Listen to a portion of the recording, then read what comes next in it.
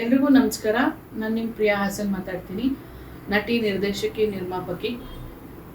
ಇವತ್ತು ನಾವೆಲ್ಲ ಇಲ್ಲಿ ಶಿವಣ್ಣನ ಮನೆಯಲ್ಲಿದ್ದೀವಿ. ನಮ್ಮ ಗೀತಕ್ಕ ಏನಿದ್ದಾರೆ, ಗೀತಾ ಶಿವರಾಜ್ಕುಮಾರ್ ಅವರು ಶಿವಮೊಗ್ಗದಿಂದ ಕಂಟೆಸ್ಟ್ ಮಾಡ್ತಾ ಇದ್ದಾರೆ. ಸೊ ಅವರಿಗೆ ಬೆಂಬಲಿಸೋದಕ್ಕೋಸ್ಕರ ನಾವು ನಮ್ಮ ಚಿತ್ರರಂಗ ವಾಣಿಜ್ಯ ಮಂಡಳಿಯವರು ಹಾಗೂ ನಮ್ಮ ಪ್ರೊಡ್ಯೂಸರ್ ಅಸೋಸಿಯೇಷನ್ ಅವರೆಲ್ಲ ನಾವಿಲ್ಲಿ ಸೇರಿದ್ದೀವಿ. ಮಹಿಳೆಯರು ಎಲ್ಲ ರಂಗದಲ್ಲೂ ಇದ್ದಾರೆ. ಇವತ್ತು ನಿಜವಾಗ್ಲೂ ತುಂಬ ಖುಷಿಯಾಗತ್ತೆ. ಮಹಿಳೆಯರ ಬಗ್ಗೆ ಹೇಳಬೇಕಂದ್ರೆ, ನಮ್ಮ ಪಾರ್ವತಮ್ಮ ರಾಜ್ಕುಮಾರ್ ಅವರು ಏನಿದ್ದಾರೆ, ಅವರು 80 ಸಿನಿಮಾಗಳನ್ನ ನಿರ್ಮಾಣ ಮಾಡಿದಂಥ ಏಕೈಕ ಮಹಿಳಾ ನಿರ್ಮಾಪಕಿ ಅಂತ ಹೇಳ್ಕೊಳ್ಳೋದಕ್ಕೆ ತುಂಬ ಹೆಮ್ಮೆ ಅನಿಸುತ್ತೆ. ಅಂಥವರ ಸೊಸೆ ಇವತ್ತು ಗೀತಾ ಶಿವರಾಜ್ಕುಮಾರ್ ಅವರು.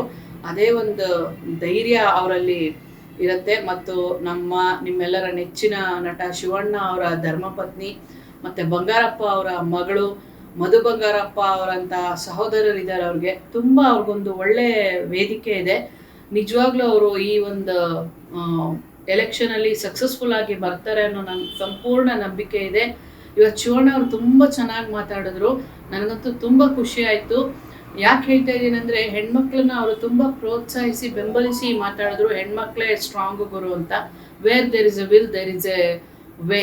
ನಾವು ಮನಸ್ಸಿದ್ದಲ್ಲಿ ಮಾರ್ಗ ಅಂತ ಹೇಳ್ತಾರೆ. ನಾವು ಮನ್ಸು ಮಾಡ್ಬೇಕಷ್ಟೇ ಎಲ್ಲದಕ್ಕೂ. ಹಾಗೆ ಎಲ್ಲರೂ ಅವರವರ ಒಂದು ಮನೇಲಿರೋವಂಥ ಮಹಿಳೆಯರನ್ನ ಪ್ರೋತ್ಸಾಹಿಸಿ, ಯಾವುದೇ ರಂಗದಲ್ಲಾಗಿರ್ಬೋದು, ಅವ್ರಿಗೇನು ಇಂಟ್ರೆಸ್ಟ್ ಇರುತ್ತೆ ಅದನ್ನು ಅವರು ಪ್ರೋತ್ಸಾಹಿಸಿದ್ರೆ ನಿಜವಾಗ್ಲೂ ಮಹಿಳೆಯರು ಸಹ ಮೇಲೆ ಬರ್ತಾರೆ.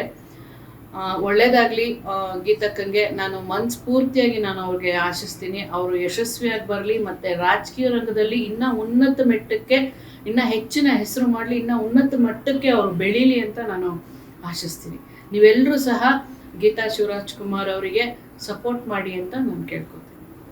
Thank you.